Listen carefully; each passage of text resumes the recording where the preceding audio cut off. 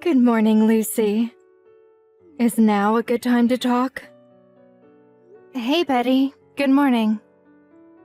Sure thing. What's up? It's about Frank. Has he been busy lately or something? I wouldn't say so. He's home from work at the same time as always. Is he tired then? Not really. He just seems like his same old self to me. Why do you ask? Lucy, you are keeping my son satisfied by fulfilling your womanly duties to him, aren't you? You know, in the bedroom. Well, we do sleep in the same bed. In that case, why haven't you given me any grandchildren yet? You've been married for an entire year already. What are you waiting for, the second coming of Christ? Wait, you're not infertile, are you? Listen, Betty, I know you're my mom-in-law, but this is ultimately mine and Frank's decision. It's not that we don't want kids one day, but we're going at our own pace, and we'll get there when we're ready. We'd really like it if you could be a little more patient. I've been doing nothing but being patient with you. My cousin Nora got married after you two, but she already gave birth to twins. And you know Graham from across the street? His daughter gave birth last week. Why does everyone seem to be having babies except you and my son? I'm the only one in my friend group without any grandkids, and the embarrassment is killing me. I guess we just haven't been blessed with any yet. You'll never be blessed if you don't do the deed. Goodness me, Lucy, didn't you learn how this works in school? Do I seriously have to spell it out? I wait, and I wait, and I wait, but the news never comes. And I hate to have to bring this up, but I feel I have no choice. You've been getting fatter and fatter ever since you and my son got married. Don't you think your blubbery rolls might have something to do with him not wanting to go near you anymore? This is a very delicate issue. And I understand how you feel, Betty. Really, I do. We are thinking about it, we just haven't made our minds up yet. We'd really appreciate if you could give us some more time. I know it's delicate, dear. Do you think I enjoy talking about this? The reason I brought it up is precisely because I have been waiting, but you've made no progress. Be honest, are you infertile? How is it possible that you can't be pregnant after an entire year of marriage? There must be something going on. I get checked at my gynecologist every year. He says everything's in working order. I wonder, could it really be? I just can't believe you haven't given me any grandchildren yet. Me and Frank would love to have kids one day. Believe me, Betty. It's something we've always talked about. But it's also not a decision to be taken lightly. So with all due respect, please understand that and let us decide at our own pace. Would it really kill you to say, "Okay, we'll do our best"? You can see how worried I am. Put an old dear's mind at rest, why don't ya? Of course we plan on doing our best. Plan on? Pfft. Don't forget your position in this family, young lady. You're a stay-at-home housewife. I work part-time. What as? A part-time stay-at-home housewife? I can't think of a better way to describe you, actually. How is it that you hardly ever have to work, and yet you still can't even fulfill your basic responsibilities as a woman?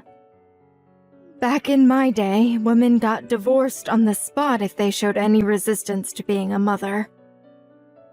The world's gone to the dogs, I tell ya. It's time you knew your place, young lady. Understood. Don't worry, I'll be passing the message on to my son. I'll have you eating for two before you know what's hit you. What's a baker without any buns in the oven?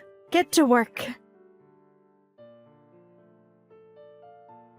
Hey, Betty. The peaches just arrived. Thanks a bunch. I'm glad to hear they made it safely. I went out of my way to have them sent over from the most respected peach farmer in America. They cost more than $10 each. Wow, these are some luxurious peaches. I didn't even know they got that expensive. We're really grateful. Thank you. Frank loves peaches. He'll be over the moon when he sees them. Make sure you eat your fill, too. I'm looking forward to hearing all about what you think of them. Betty, I'm really sorry, but I'm allergic to peaches. Always have been. I can't eat these. Uh-huh. Really, I didn't know that.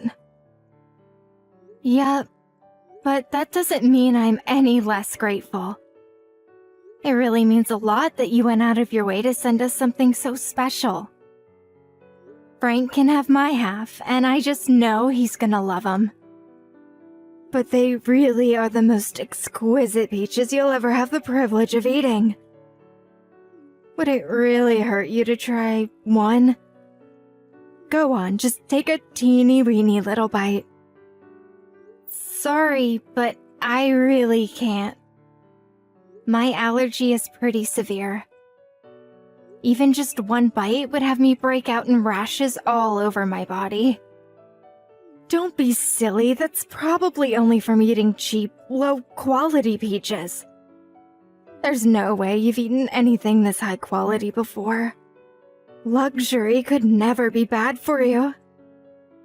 Go on, just take a little bite. Anyway, even if you did have a reaction, what's the harm in a little rash? I bet you've never collapsed or gone into shock, have you? Well, I've never had anything that extreme, but aside from the hive-like rashes that break out all over my body, I also get super itchy. I haven't had an outbreak since I was a kid, but they're so uncomfortable. I remember the feeling like it was yesterday. Oh, stop being such a drama queen, you'll be fine. You're missing out on the chance of a lifetime if you don't try one. They're the sweetest, most succulent, most exquisite peaches you'll ever sink your teeth into. You absolutely have to try them. I appreciate the sentiment, but I'm sorry, I just can't. The thought alone scares me. I'm gonna have to pass. I see how it is. It's very clear how much I want you to try one, but you're dead set on refusing me, aren't you? To think you won't even take a little bite. You know, Lucy, it's considered good manners to eat things given to you by your superiors, even if they're things you don't like. They say your boss came into work with some cakes she made. I bet you'd eat one even if you didn't really like the look of them out of politeness, wouldn't you? Which only makes your refusal of my supreme kindness and boundless generosity even more despicable. I am your mother-in-law, young lady. This isn't about me not liking peaches. It's about me being severely allergic and coming out in whole body rashes when I eat them. That said, no, I wouldn't. I'm not gonna eat something I don't want to eat just because the person who gave me it happens to be above me on the social ladder, professionally or otherwise. You have an answer for everything, don't you? You think you're so clever. Is defying me a hobby of yours? Are you going out of your way to annoy me as much as possible? No, I'm really not. Oh, and that's not all. I have a bone to pick with you, young lady. My son told me off for what I said to you about getting pregnant. He told me I had no right to say any of that to you. I bet you were straight off filling his head with lies, painting me as some domineering authoritarian. All I was doing was trying to provide some gentle encouragement because you two are clearly not capable of delivering the goods yourselves. I just told him what you said to me. You didn't have to go and do that. The idea was that you were supposed to do what needed to be done to get his juices flowing so he'd be in the mood to make babies, you simpleton. Why did my son have to marry the most thick-headed woman on the planet? You should know that all of our relatives will be at my uncle's wake next week. The thought of inviting such a tactless dullard to such an important family event is so terrifying it keeps me awake at night. I keep having these premonitions where you put your foot in the most awkward, embarrassing way and make me look like a fool in front of the whole family. Don't worry, I'll be careful not to cause you any problems. I hope that's true. Forget it, I'm wasting my breath. It's obvious by now that everything I say to you goes in one ear and straight out the other. Just see to it that you don't do anything that affects my stellar reputation in this family, or there'll be hell to pay. Lucy, what's going on? Why would you go home all of a sudden when my mom's in such a bad way? Because your mom collapsed. What kind of reason is that? Wait, is this because she said all those things to you recently? Look, I guess she can come across as too direct and lack delicacy sometimes. But surely you can see how going home when everyone's running around in a panic trying to get her help is crossing the line? Are you at the hospital now? Yeah, she's receiving treatment as we speak. They still don't know what caused it, though. It was all her fault. Huh? What? Are you seriously saying it's my mom's own fault she collapsed? How can you say that with such confidence? Nah, no way. This doesn't add up. What did you do that made my mom start foaming at the mouth and collapse all of a sudden? She was unconscious, goddammit! I didn't do anything. She drank the coffee that was intended for me. There must have been washing detergent or something else not meant for human consumption in it. What? That coffee was meant as a malicious prank to embarrass me in front of the entire family. I noticed the weirdest smell just as I went to drink it. So I swapped it for her coffee while she wasn't looking. That's when she started foaming at the mouth and collapsed, right? I'm well within my rights to be pissed off when someone tries to poison me, Frank. I'm lucky I noticed it before she got her way. Because it would have been me lying in that hospital bed if she did. Is this for real? Yes. I can prove it. So I know there's a chance you won't believe me. But that coffee was originally meant for me. I'm sorry. Damn it! What the hell does my mom think she's doing? She's the worst! It's okay, sweetie. I'm sorry for hightailing it out of the house without explaining what happened. I should have spoken to you, but I was so mad I could barely contain myself. But I've been putting up with her harassment for so long now. This was the straw that broke the camel's back. I can't forgive her this time. When you say harassment, do you mean stuff other than pestering you about grandkids? Remember that box of peaches she sent us the other day? Yeah, you couldn't eat them because you're allergic, right? Here's the thing. Your mom knows full well I'm allergic to peaches. I remember telling her about it after we just got married. Now I might be able to entertain the idea she'd forgotten about it. If she hadn't seemed super curious and kept asking me all sorts of questions about how bad it was back then. Wow, seriously? Still though, it was over a year ago. Don't you think there's even a small chance she forgot? Maybe, just maybe I would if this was the first time she'd done it. But a few months back, she sent us that box of souvenirs full of candy with peach extract in it. I don't know exactly which part of the peach it is that gives me the reaction, so I play it safe by avoiding all of it. But it seems like she's sending everything she possibly can to try and make me have a flare-up. I told her back then I can't eat stuff with peach in it, so it's impossible for me to believe it's a coincidence. Oh my god, I'm so sorry, Lucy. I should never have gone through any of this. I had no idea at all. To think this was going on under my nose this whole time. Gah! Don't apologize, Frank. I'm at fault here too. I should have told you. It's just that I didn't want to rock the boat with her being your mom and all, so I figured it'd be best to keep my head down. I know that was stupid now. Keeping it all bottled up inside did nothing but stress me out. I'm sorry to say this, but there's no hope of me ever getting on with your mom. Me and her are done. Don't apologize, babe. But my mom's the one in the wrong here. She should have never treated you like she did.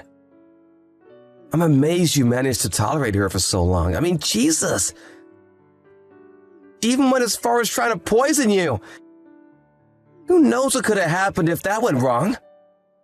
You could have died for all she knew. Who the hell puts washing detergent in someone's coffee? She deserves everything that happens to her.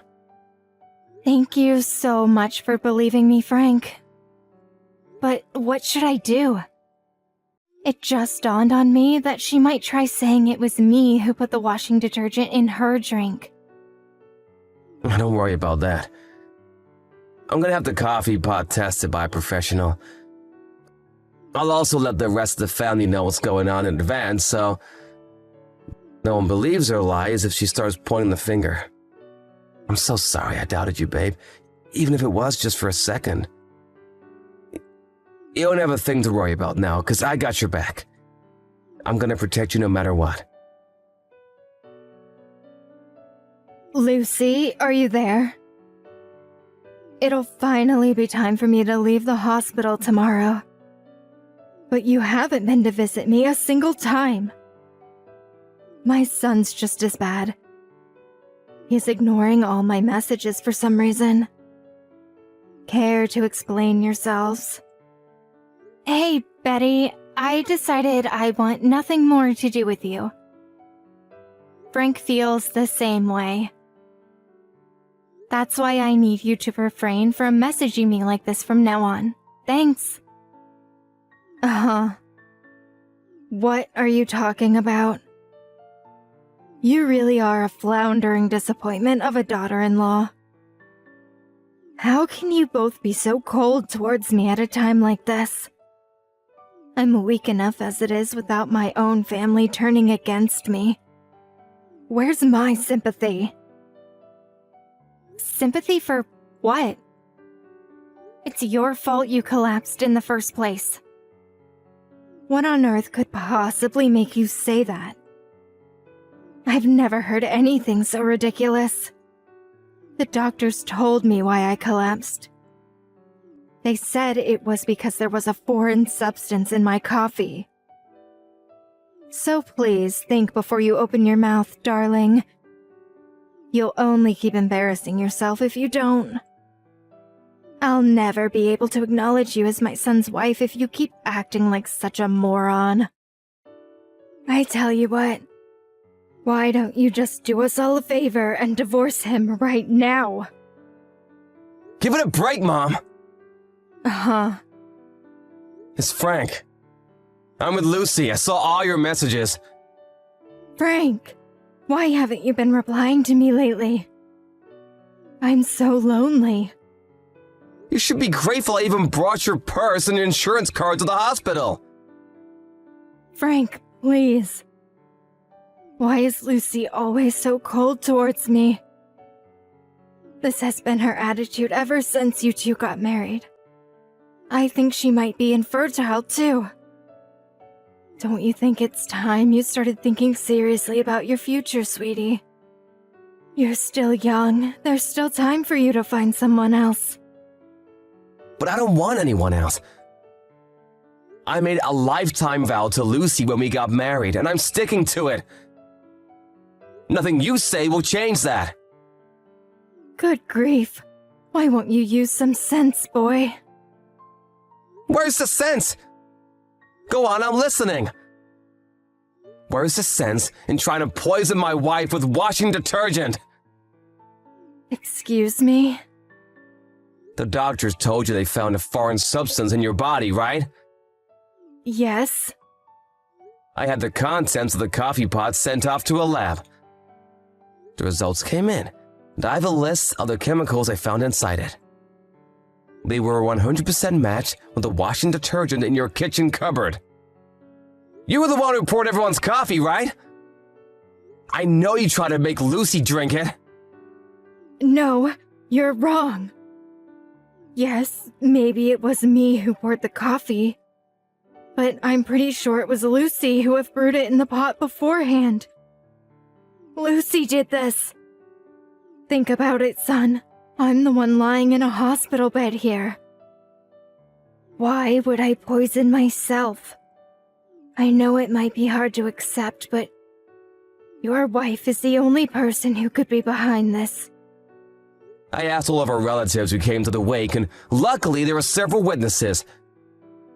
When Lucy got up to go and brew the coffee, you stopped her and insisted you'd do it instead. Really? I'm certain that's not how it happened. Are you sure these witnesses of yours don't just have bad memories? You kept forcing Lucy to do chores that day, didn't you? She was visibly exhausted, but you just demanded more of her.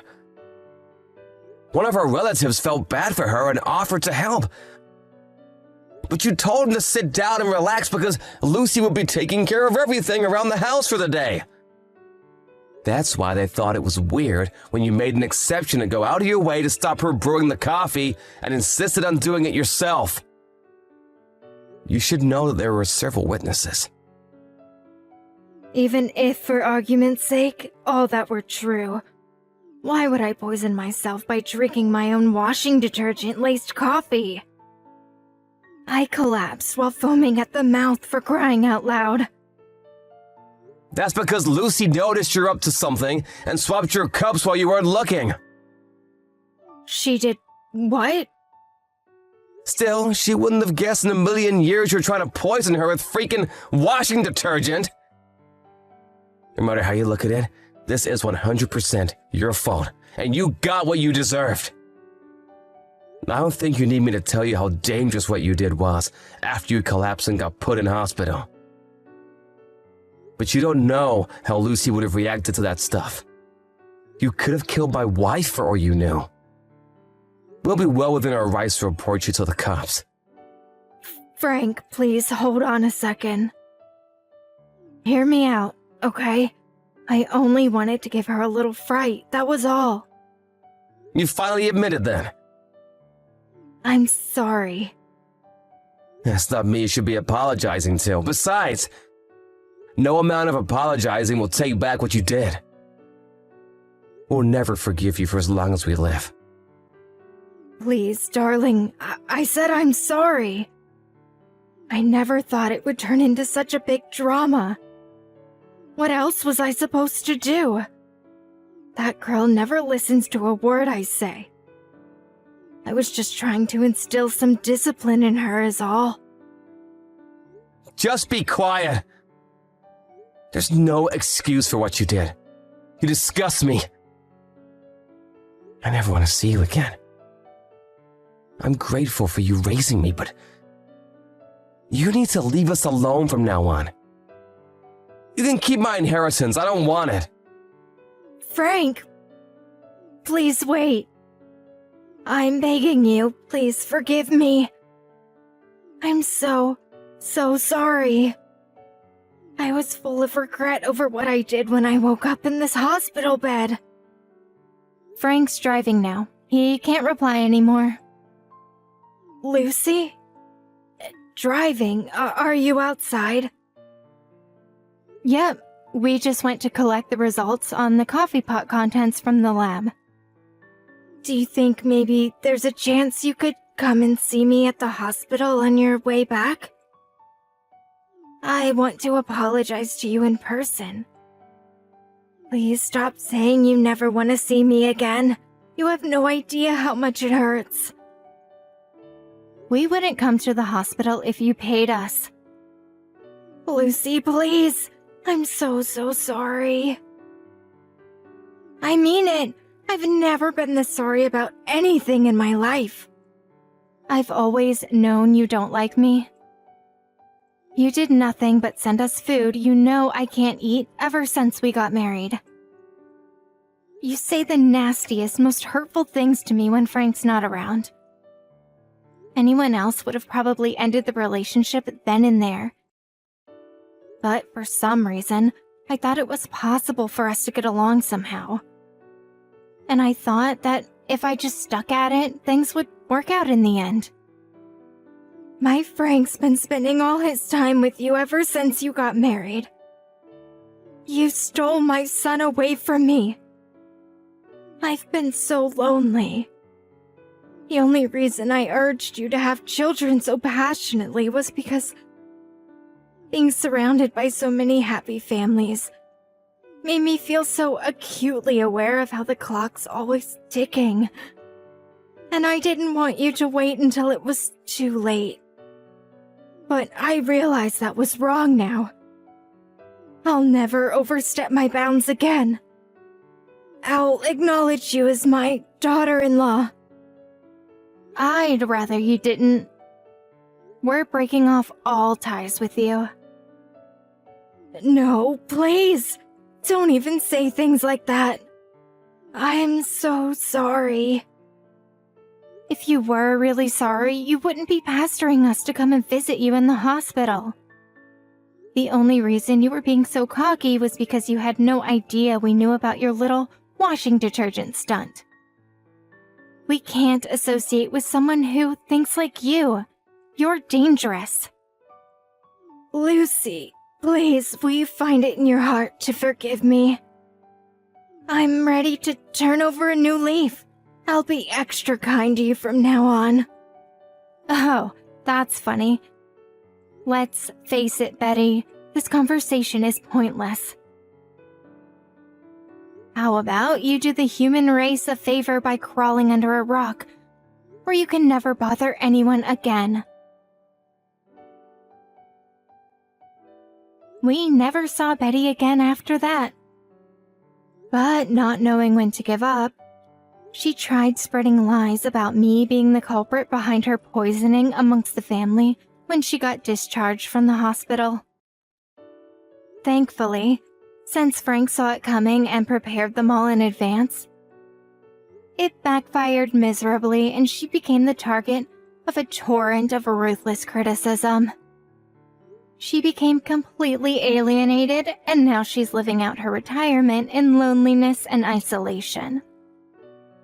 Between the shock of being disowned by her beloved son and her entire family finding out that she tried poisoning me with washing detergent. Her spirit was broken, and she stopped leaving the house almost entirely. She was cited by a neighbor who also happens to be my friend lately. Apparently, she looked like she'd aged about 10 years since she last saw her. And she looked so run down and worn out by life that my friend wasn't even sure it was her at first. Even still, I don't feel an ounce of sympathy for her.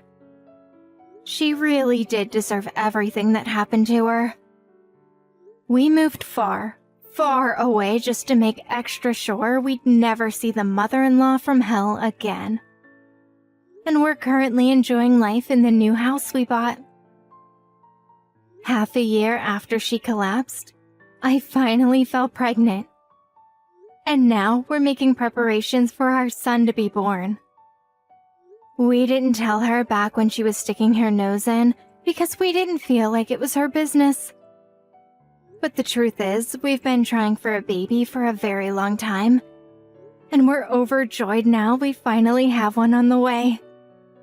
I just know that if she was still in our lives, I'd never hear the end of the correct way to be pregnant or the correct way to raise a baby boy.